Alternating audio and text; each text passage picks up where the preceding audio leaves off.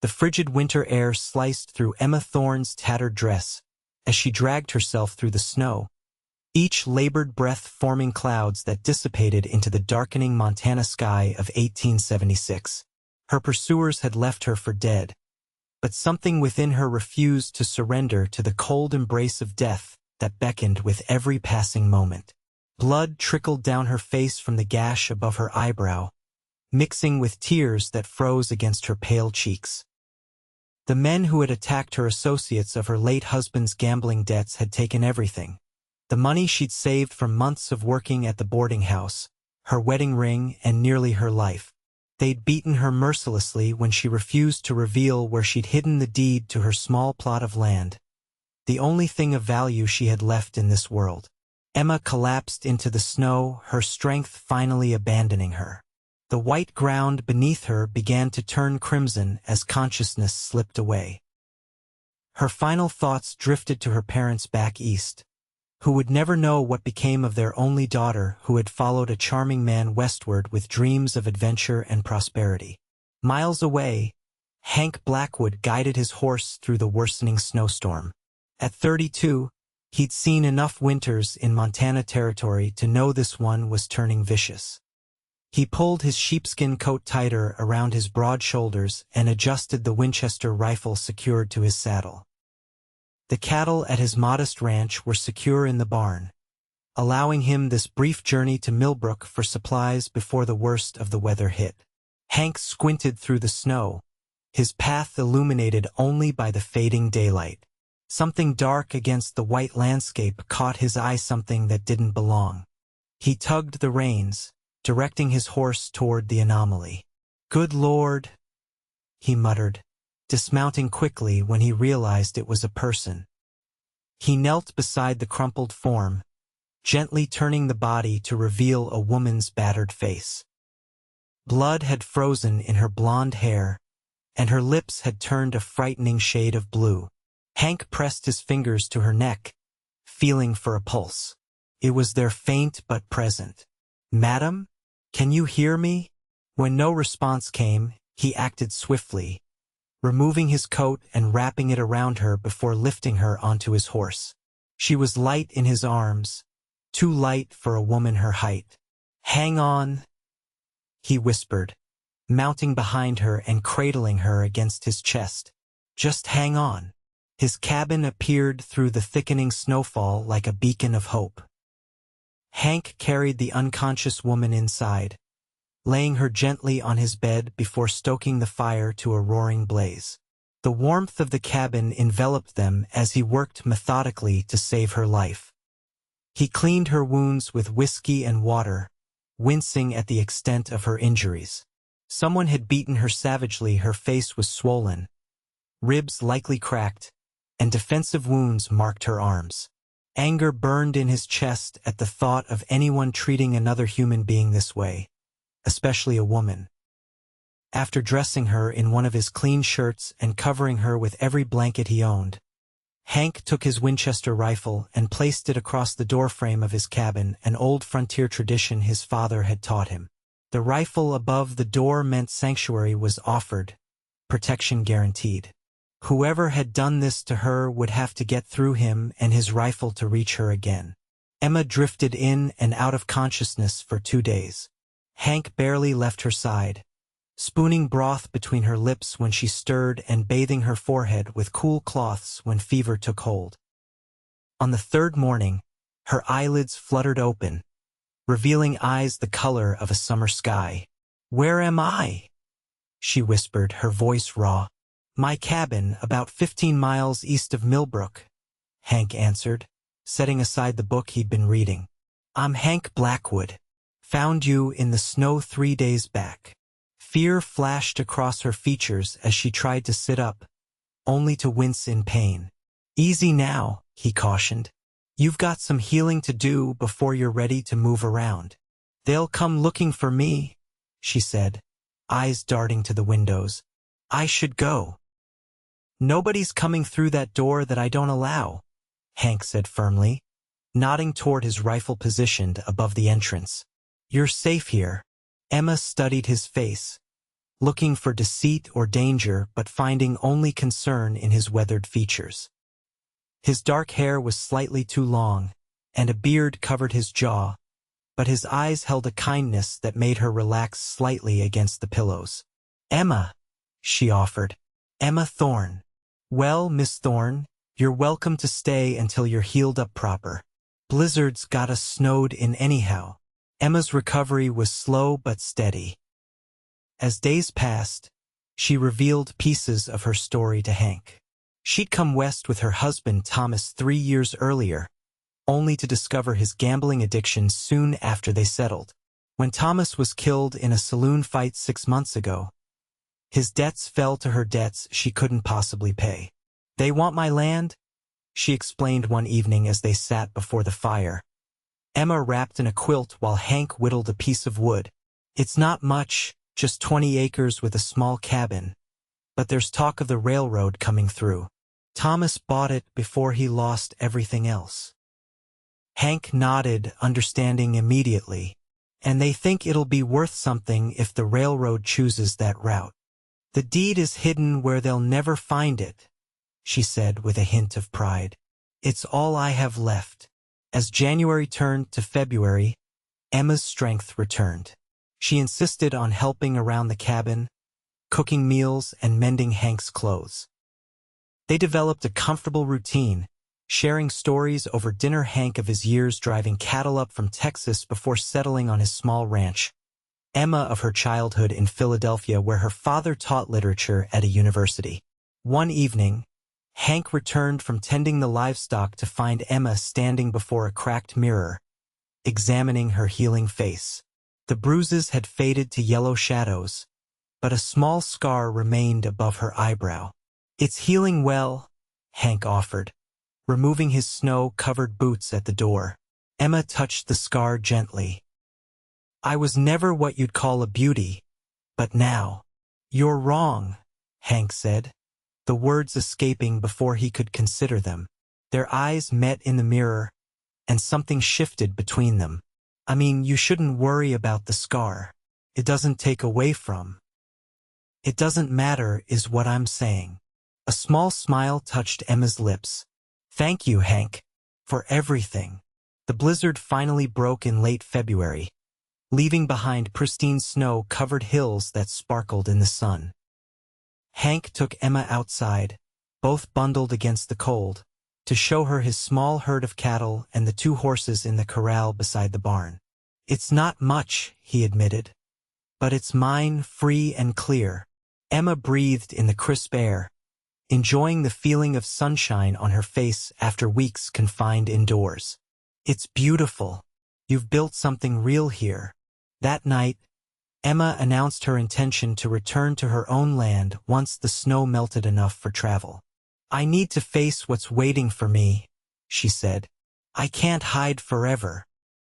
Hank nodded, though the thought of her leaving created an unexpected hollowness in his chest. "I'll ride with you when the time comes. Make sure you get there safely." "I couldn't ask that of you. You've already done too much." "You didn't ask," he replied simply. "And I haven't done enough." March brought warmer days that began to clear the trails. Hank and Emma prepared for the journey to her property, gathering supplies and planning their route. The night before their planned departure, a spring storm blew in unexpectedly, bringing heavy rain that pounded against the cabin roof. They sat close to the fire, listening to the storm rage outside. Emma had been unusually quiet all evening, her hands busy with needlework but her mind clearly elsewhere. "Having second thoughts?" Hank asked. Emma set her sewing aside. "Not about going back. About what comes after." She met his gaze. "I've grown. Accustomed to your company, Hank Blackwood." Hank's heart quickened.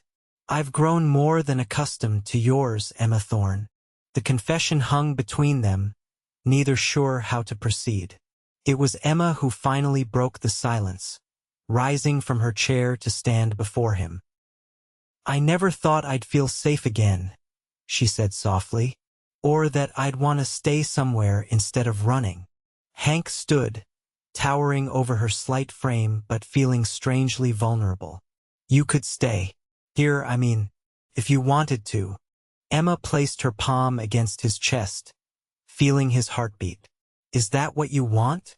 Instead of answering with words, Hank lowered his head and kissed her gently.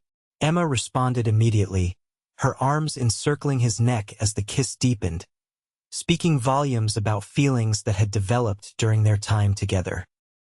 When they finally parted, both breathless, Hank pressed his forehead to hers. That's what I want. But I'll understand if you need to reclaim what's yours first. The journey to Emma's land took 2 days, traveling cautiously through muddy trails and across swollen streams. They arrived to find her small cabin intact but clearly searched, furniture overturned and floorboards pried up. They didn't find it, Emma said confidently, leading Hank outside to a large oak tree. She knelt at its base, digging through soft earth until her fingers closed around a metal box. Inside lay the deed to her property, along with a small pouch of gold coins Thomas had evidently hidden from his creditors. Enough to clear his debts, she whispered, weighing the pouch in her hand. They spent the day setting the cabin to rights, working side by side in comfortable silence. As dusk approached, Hank stepped outside to secure the horses and scan the surrounding area. The land was good, not as secluded as his own, but fertile and well-positioned near a creek. Emma joined him, standing close enough that their shoulders touched. We should head to town tomorrow. Settle things with the men Thomas owed. Hank nodded, though concern creased his brow. Could be dangerous. These men already showed they're willing to do whatever it takes. That's why I have you, Emma said, slipping her hand into his. And that rifle you're so fond of. The following morning they rode into Millbrook, a growing settlement that boasted a general store, saloon, and newly established bank. Emma drew curious stares as they made their way down the main street, her face still bearing faint evidence of her ordeal. The saloon where Thomas had accumulated his debts was called the Silver Dollar, its weathered facade promising more than the dingy interior delivered. Hank entered first, hand resting casually near his holstered revolver as he surveyed the room. Despite the early hour, several men hunched over cards and whiskey at the back tables. Emma followed, head held high despite her racing pulse. A hush fell over the room as recognition dawned on the patrons' faces. Well, look who's not dead after all, drawled a heavy-set man with a greasy beard, rising from one of the tables. Boys said they left you to freeze, Mrs. Thorne. Hank tensed, but Emma placed a restraining hand on his arm. I've come to settle my husband's debts, Mr. Daniels. Nothing more. The man Daniels laughed. Bit late for that. Your land's already been promised to cover what's owed. Promised isn't the same as legally transferred, Emma countered, producing the deed from her pocket. I have the only valid claim as Thomas's widow. Danielle's eyes narrowed as he stepped closer. You're a stubborn woman. Should have taken our first offer.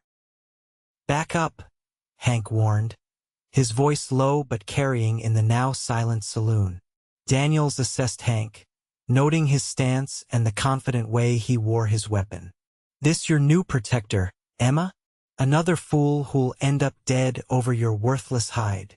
Emma unfastened the pouch at her waist and placed it on the bar.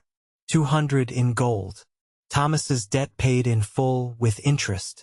Take it and we're done. Daniels stared at the pouch, clearly surprised. Where'd you get that kind of money? That's not your concern, Hank interjected. Do we have a deal? After a tense moment, Daniels nodded to one of his companions, who retrieved a ledger from behind the bar. The man flipped through the pages, running a dirty finger down columns of figures. 187 is what's owed, he confirmed. Daniels reached for the pouch, but Emma held firm. I want a signed receipt, and your word that this matter is settled completely. Always the clever one, Daniels muttered, but gestured for paper and pen. Once the transaction was complete, Emma and Hank stepped back into the spring sunshine, both exhaling tension they'd been holding. "You were magnificent," Hank said, helping her onto her horse. "Remind me never to play poker with you." Emma laughed, the sound light and free for the first time since they'd met. "Thomas taught me one useful thing, at least how to bluff." They rode from town at an easy pace, the weight of the past lifting with each mile. When they reached the fork in the trail where one path led to Emma's cabin and the other to Hank's ranch, they stopped. "What happens now?" Emma asked, the question encompassing far more than their immediate destination. Hank studied the horizon, gathering his thoughts. "I meant what I said before. You could stay with me, or I could stay with you, or we could sell both places and start fresh somewhere else." He turned to her, earnestness in his expression. "I just know I don't want to go back to living without you." Emma's eyes shimmered with unshed tears. "I never thought I'd trust a man again after Thomas. Never thought I'd want to. But you." She reached across the space between their horses to take his hand. "You laid your rifle across the door for me when I had nothing to offer in return." "You offered plenty," Hank countered. "Courage, kindness, a reason to come home at night." The decision was made without further words. They would start anew together. Emma's land sold quickly to a merchant from Helena who recognized its potential value, while Hank's more remote ranch took longer to find a buyer. By summer's end, they had secured a parcel twice the size of either of their previous holdings, with a sturdy house and good grazing land for an expanded herd. On a warm August evening, Hank and Emma stood on the porch of their new home, watching the sunset paint the Montana sky in brilliant oranges and purples. Emma wore a simple blue dress, her hair adorned with wildflowers, while Hank had donned his one good shirt and even trimmed his beard for the occasion. Judge Wilson from the county seat had ridden out that afternoon to perform the ceremony, with Hank's nearest neighbors serving as witnesses. It wasn't the grand wedding Emma might have dreamed of as a girl, but as Hank slipped a gold band onto her finger, one he'd saved for months to purchase, she couldn't imagine anything more perfect. "I promise to protect you, provide for you, and cherish you all the days of my life," Hank vowed, his voice steady despite the emotion evident in his eyes. Emma squeezed his hands. "And I promise to stand by your side through whatever comes, to make a home with you, and to love you faithfully for as long as I live." Their first months of marriage passed in a flurry of activity, building fences, acquiring livestock, planting a vegetable garden that Emma tended with care. They worked from sunrise to sunset most days, falling into bed exhausted but content in what they were creating together. When winter returned, bringing with it memories of their first meeting, Hank surprised Emma by mounting his rifle above their front door, just as he had done the night he found her. "Why did you do that?" she asked, watching as he secured the weapon in place. "To remember," he answered simply, "that some things worth having come to us in the strangest ways." Emma wrapped her arms around his waist, resting her head against his chest. "I was thinking about that day, how close I came to giving up in that snow." Hank's arms tightened around her.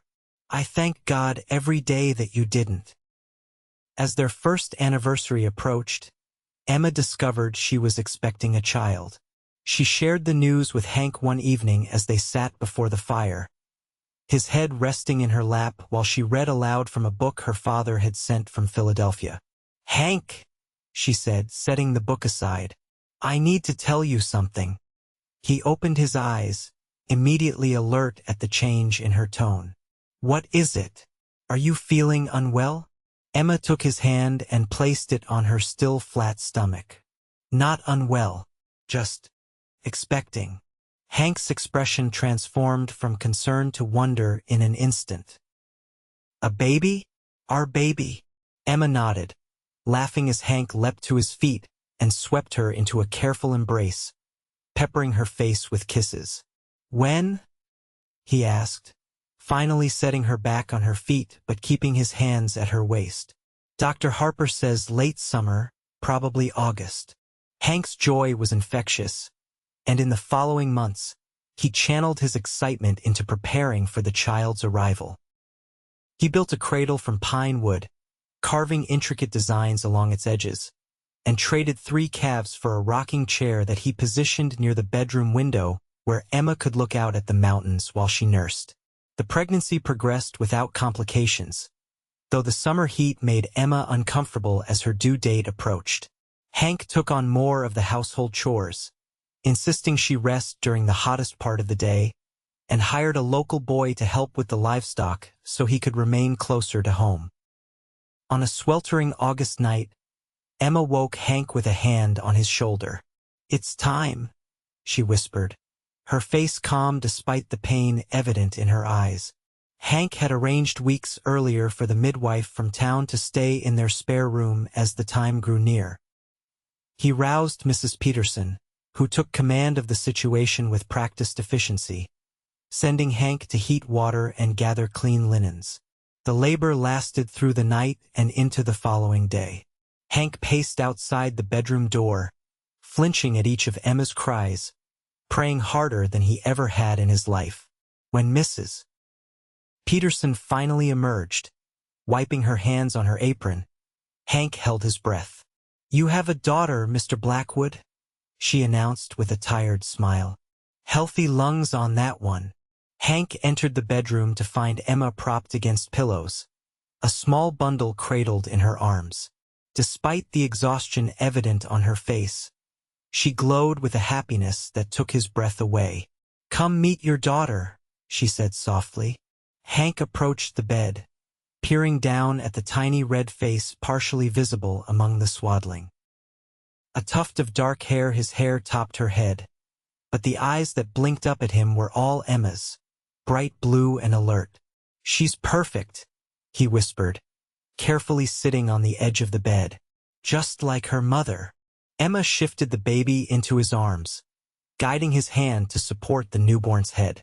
"I thought we might call her Hope, because that's what you gave me when you found me in the snow. Hope for a future I couldn't imagine then." Hank nodded, unable to speak past the lump in his throat as he gazed at his daughter. Hope Blackwood, a new life born from the darkest of circumstances. As autumn painted the Montana landscape in golds and reds, the Blackwood family settled into a new rhythm centered around their daughter's needs. Emma recovered her strength quickly, soon resuming many of her regular tasks with Hope secured in a sling across her chest. Hank often found himself pausing in his work just to watch them, his wife singing softly to their daughter as she hung laundry or tended the garden, the sunlight catching in both their hair. In those moments, he marveled at how close he had come to missing this life, how a snowstorm and a chance discovery had altered his path so completely. One crisp October afternoon, as they picnicked on a hillside overlooking their property, Emma noticed Hank's contemplative expression. "What are you thinking about so seriously?" she asked, adjusting Hope against her shoulder after nursing. Hank reached out to stroke his daughter's cheek with one finger. "About rifles across doorways. About second chances." Emma smiled, understanding immediately. "We've both had our share of those." "More than our share," Hank agreed. "And I intend to make the most of every one." As years passed, the Blackwood ranch prospered. Hope grew into a spirited girl with her father's determination and her mother's intelligence. She was joined by 2 brothers, Henry and Edward, who arrived in quick succession, completing their family. Emma never forgot the darkest days of her past, but they no longer haunted her. The scar above her eyebrow faded to a thin silver line, barely noticeable except in certain light. Sometimes, when the winter winds blew fiercely around their home, she would find herself remembering the cold despair of that night in the snow, only to have the memory chased away by the warmth of her family gathered around the hearth. On the 10th anniversary of the day Hank found Emma, they stood together on their porch, watching their children play in the first snow of the season. Hank's arm encircled her waist, pulling her close against the chill. "Any regrets?" he asked, his breath forming clouds in the winter air. Emma shook her head, leaning into his embrace. Not one. Every step, even the painful ones, led me here. To you. To them. She nodded toward their children, whose laughter rang across the yard. Above their door, Hank's rifle remained no longer needed for protection, but preserved as a reminder of how their story began. A simple object that symbolized sanctuary offered and lives forever changed by an act of compassion in the midst of a Montana blizzard. I love you, Emma Blackwood, Hank said, pressing a kiss to her temple. Today and always. Emma turned in his arms, rising on tiptoe to kiss him properly, snow beginning to dust their shoulders. And I love you, Hank Blackwood, my cowboy, my second chance. Together they watched the snow fall, secure in the knowledge that some storms bring not destruction, but the promise of new beginnings if only one is brave enough to weather them.